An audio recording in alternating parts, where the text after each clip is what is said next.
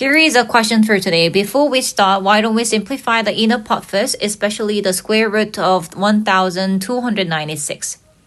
So you need to find how to turn that into the square number. So 1296 can be turned into 36 times by 36, which is the square root of 36 to the power of 2.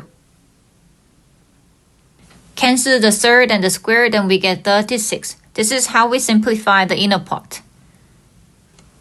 Let me rewrite the expression and let's do step-by-step work. So root 28 plus square root of 36 to the power of 2.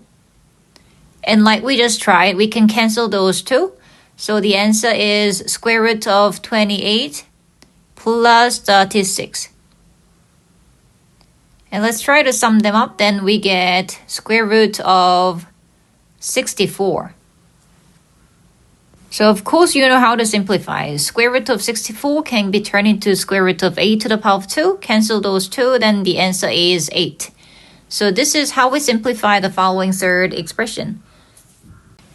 You can check more challenging questions on my channel.